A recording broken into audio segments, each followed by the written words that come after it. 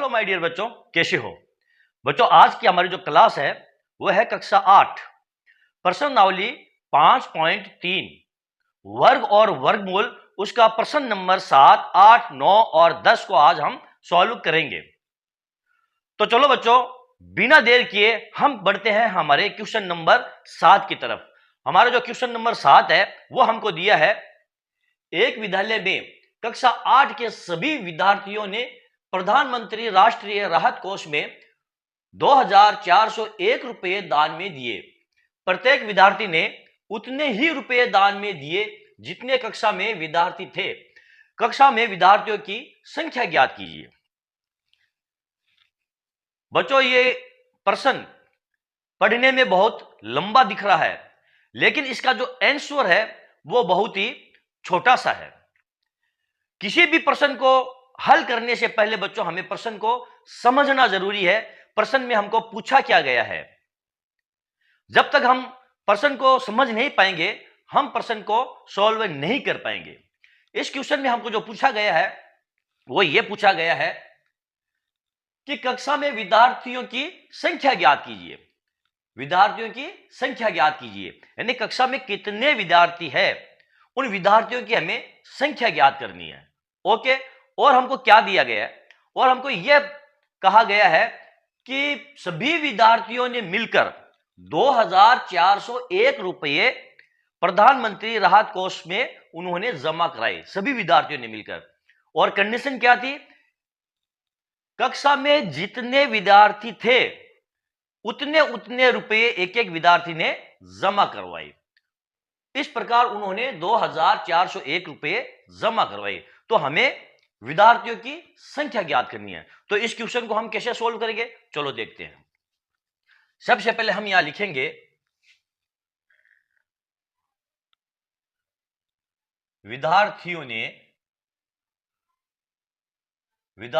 ने कुल रुपये जमा करवाए। कितने रुपये जमा करवाए, कुल रुपये जमा करवाए। कुल रुपए थे उनके 2401 रुपये। तो यहां पर हम लिख देंगे बराबर 2401 रुपये जमा करवाए। अब यहां पर शर्त यह है, कक्षा में जितने विद्यार्थी है उतने उतने रुपए ही जमा कराए। अब हम मान लेते हैं, माना कक्षा में विद्यार्थियों की संख्या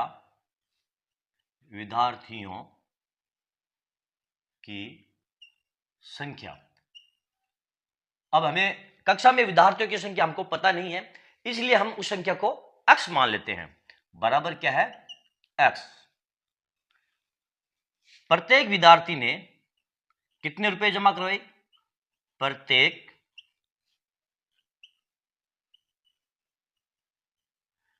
विद्यार्थी ने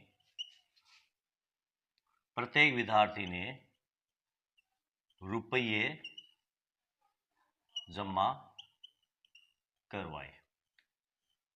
कितने रुपए जमा करवाए प्रत्येक विद्यार्थी ने उतने ही रुपए जमा करवाए जितने कक्षा में विद्यार्थियों की संख्या है।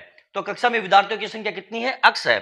तो प्रत्येक विद्यार्थी ने x रुपए जमा करवाए, बराबर ये x रुपए जमा करवाए। यहां पर देखो आप, माना कक्षा में विद्यार्थियों की संख्या x है, प्रत्येक विद्यार्थी ने रुपए जमा करवाए x, और कुल रुपयों की जो संख्या है वह है 2401 रुपये कुल रुपए जमा करवाए। तो कितने हो गए ये, x गुणा x बराबर 2401 और बराबर x की स्क्वायर बराबर 2401। और x का मान कितना हो जाएगा, यहां पर देख लो आप, और x बराबर हो जाएगा 2401 का ये अंडर रूट। यानी हमें 2401 का क्या ज्ञात करना है, वर्गमूल ज्ञात करना है। तो 2401 का वर्गमूल कैसे ज्ञात करेंगे, अभाज्य गुणनखंड विधि से हम 2401 का वर्गमूल ज्ञात कर लेंगे। यहां पर हम ले लेते हैं 2401, इसके अभाज्य गुणनखंड ज्ञात करते हैं। कितने का भाग देंगे इसमें, सबसे छोटी अभाज्य संख्या का जिसका भाग इसमें पूरा पूरा चला जाए, वो संख्या है 7। 7 का भाग देंगे कितनी मरतबा जाएगा, 7 × 21, पीछे 3, 7 चौक 28 और 7 3 21। फिर इसमें 7 का भाग चला जाएगा, 7 चौक 28, फिर बच गए 4 और 9 सत्ता 63।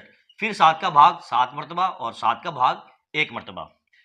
ये जितने भी 7 7 7 7 हमको प्राप्त हुए हैं, ये 2401 के अभाज्य गुणनखंड है। अब हम इन गुणनखंडों के जोड़े बना लेंगे इस प्रकार, 7 गुणा 7 गुणा 7 गुणा 7, एक जोड़ा ये हो गया और एक जोड़ा ये हो गया 7, इसमें से एक ले लेंगे, 7 गुणा 7 बराबर ये 49। तो x बराबर क्या हुआ, ये 49, और ये हमारा आंसर हो गया।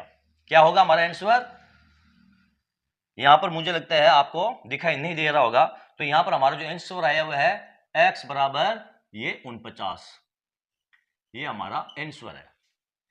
यानी कक्षा में विद्यार्थियों की जो कुल संख्या है वो कितनी है, वो 49 है, और प्रत्येक विद्यार्थी ने कितने कितने रुपए दिए, 49 रुपए दिए। जब हम 49 और 49 को गुणा करेंगे तो हमारे पास 2401 रुपए प्राप्त हो जाएंगे।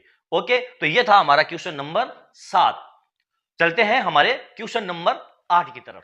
हाँ तो बच्चों, हमारा अगला क्वेश्चन नंबर 8 क्या दिया है, एक बाग में 2025 पौधे इस प्रकार लगाए जाने हैं कि प्रत्येक पंक्ति में उतने ही पौधे हो जितनी पंक्तियों की संख्या हो। पंक्तियों की संख्या और प्रत्येक पंक्ति में पौधों की संख्या ज्ञात करो। बच्चों ये क्वेश्चन वैसा ही है जैसे कि क्वेश्चन नंबर हमारा 7 था, और इसको भी वैसे ही सोल्व करेंगे जिस प्रकार हमने क्वेश्चन नंबर 7 को सोल्व किया गया था। यहां पर हमें पौधों की संख्या और पंक्तियों की संख्या पूछी गई है, और यहां पर कुल पौधों की जो संख्या है वो दी गई है 2025। तो चलो इसको हम सोल्व करते हैं। यहां पर हम लिखेंगे हल के क्या दिया गया है, एक बाग में 2025 पौधे लगाने हैं, तो पौधों की कुल संख्या कितनी है, यहां लिखेंगे पौधों की कुल संख्या, पौधों की कुल संख्या बराबर 2000, ये 25 है। अब हम लिखेंगे यहां पर मानना प्रत्येक पंक्ति में उतने ही पौधे लगाने हैं, पंक्तियों की संख्या, माना पंक्तियों की संख्या बराबर कितनी हो जाएगी, ये x हो जाएगी। और प्रत्येक पंक्ति में कितने पौधे लगेंगे, तो प्रत्येक पंक्ति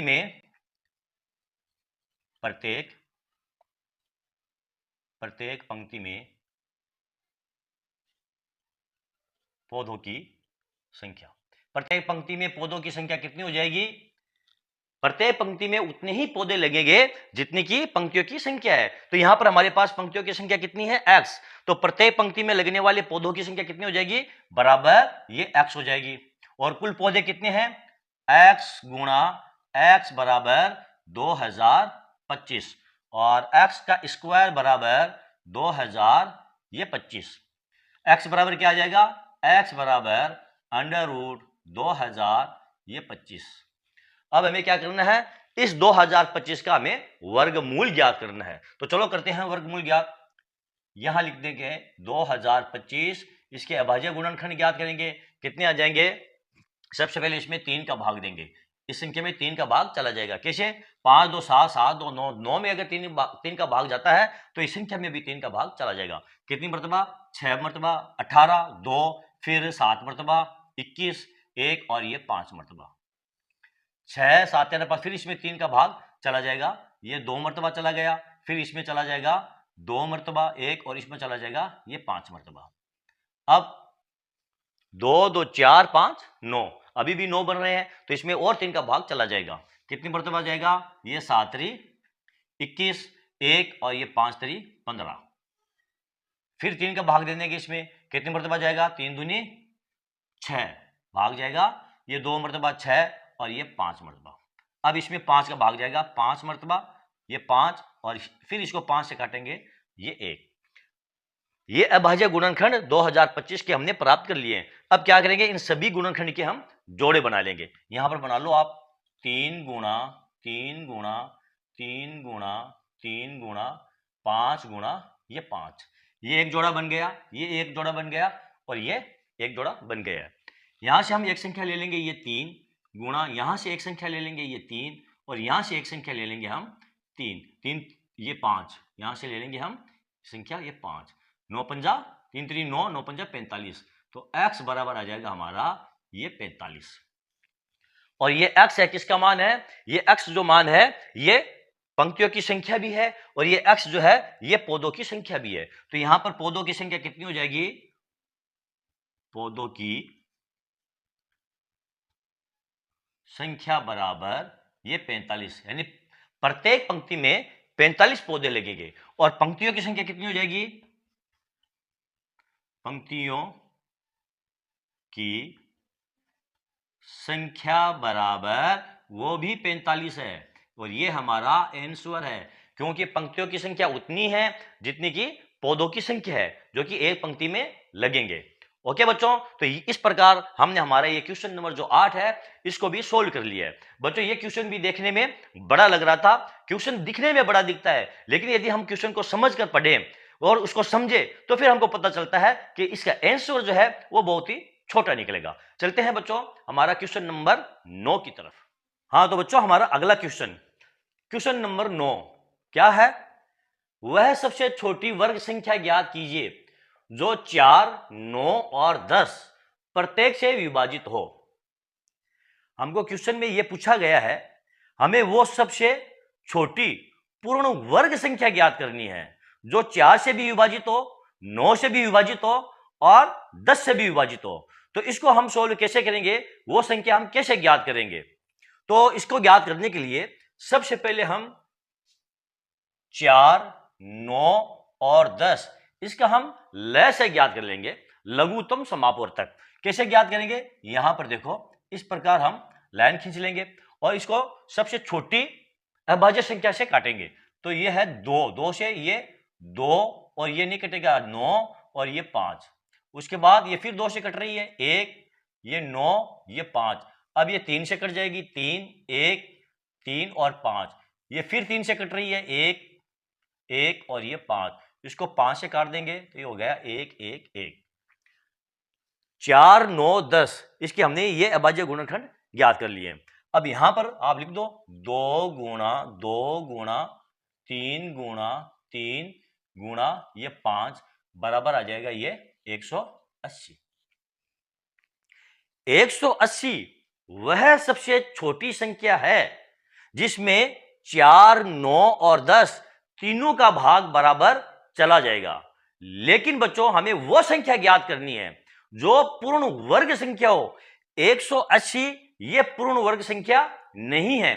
हमें कैसे पता चला कि 180 जो है ये पूर्ण वर्ग संख्या नहीं है। यहां पर आप देखो 180 के अभाज्य गुणनखंड कौन कौन से थे, 2 गुणा 2, 3 गुणा 3 गुणा 5। अब यहां पर देखो एक जोड़ा ये बन गया, एक जोड़ा ये बन गया, लेकिन 5 का जोड़ा नहीं बना है। यदि 180 पूर्ण वर्ग संख्या होती तो यहां पर 5 का भी जोड़ा बनता, ठीक है ना। तो यहां पर ये जोड़ा नहीं बना है, ये सिंगल रह गया। इसका मतलब ये हुआ 180 जो है ये पूर्ण वर्ग संख्या नहीं है। पूर्ण वर्ग संख्या ज्ञात करने के लिए हम क्या करेंगे, इस 5 को हम गुणा करेंगे, यानी इसका जोड़ा बनाएंगे। कहां से किससे गुणा करेंगे, 5 से गुणा करेंगे। इसका जोड़ा बनाने के लिए यहां पर हम गुणा 5 लिखेंगे। इसको ऐसे लिखेंगे 2 गुणा 2 गुणा 3 गुणा 3 गुणा 5 गुणा 5। अब यहां पर देखो इसका जोड़ा बन गया है, ये तीनों के जोड़े बन गए हैं। बने कि नहीं बने, इसका जोड़ा बन गया, इसका जोड़ा बन गया, इसका जोड़ा बन गया। इसका मतलब यह हुआ इसको गुणा करने पर जो संख्या प्राप्त होगी वो संख्या क्या हो जाएगी, वो एक पूर्ण वर्ग संख्या होगी। और वो संख्या है हमारी ये 900। कौन सी संख्या है, 2 को 2 से गुणा कर लो, फिर 3 से गुणा कर लो, फिर 3, 5 और 5 से गुणा करेंगे तो संख्या हमको प्राप्त होगी ये 900। और 900 है ये पूर्ण वर्ग संख्या है जिसमें 4 का भी भाग चला जाएगा, 9 का भी भाग चला जाएगा और 10 का भी भाग चला जाएगा। और ये हमारा आंसर हो गया, ये हमारा आंसर है। ओके बच्चों, चलो देखते हैं हम हमारे क्वेश्चन नंबर 10 को, जो कि हमारा अंतिम क्वेश्चन है। बच्चों इस क्वेश्चन को भी आप जरूर देखना, इसी टाइप का ये क्वेश्चन है। बच्चों हमारा अगला क्वेश्चन नंबर 10, वह सबसे छोटी वर्ग संख्या ज्ञात कीजिए जो 8, 15 और 20 प्रत्येक से विभाजित हो। यहां पर हमको वो सबसे छोटी वर्ग संख्या ज्ञात करनी है जो 8, 15 और 20 तीनों से विभाजित हो। तो इसको ज्ञात करने के लिए हम क्या करेंगे, जैसे हमने अभी क्वेश्चन नंबर 9 को सोल्व किया था उसी प्रकार इसको सोल्व करेंगे। सबसे पहले हम 8, 15 और ये 20 इसका हम लसागु ज्ञात करेंगे। तो इसका लसागु ज्ञात करने के लिए 2 से काटेंगे, 4, 15 और ये 10, फिर इसको हम 2 से काटेंगे तो ये हो जाएगा 2, 15 और 5, फिर ये 2 से कट जाएगी, 1, 15 और 5। अब इसको हम काटेंगे 3 से, 1, 5 और 5 और 5 से काटने पर ये आ जाएगा 1, 1, 1 बराबर आ जाएगा 2 गुणा 2 गुणा 2 गुणा 3 गुणा ये 5। इन सभी को आप गुणा कर लो। 2 को 2 से गुणा करेंगे 4, 4 दूनी 8, 8 को 3 से गुणा करेंगे तो कितने हो जाएंगे, 3 अट्ठा 24 और 24 को हम 5 से गुणा करेंगे तो ये हो जाएगा 5 चौक 20 की 0, 5 10 2 12, 120। ये हो गया 120। 120 वो संख्या है बच्चों जिसमें 8, 15 और 20 का भाग पूरा पूरा चला जाएगा या इन तीनों से ये विभाजित हो जाएगी। लेकिन लेकिन लेकिन बच्चों ये पूर्ण वर्ग संख्या नहीं है। क्यों नहीं है? यहां पर देखो, यहां पर 2 का तो ये जोड़ा बन गया लेकिन ये खाली रह गया, इसका भी जोड़ा नहीं बना और इसका भी जोड़ा नहीं बना। इसलिए हमें पूर्ण वर्ग संख्या ज्ञात करने के लिए इन तीनों संख्याओं का हमें जोड़ा बनाना पड़ेगा। किस प्रकार?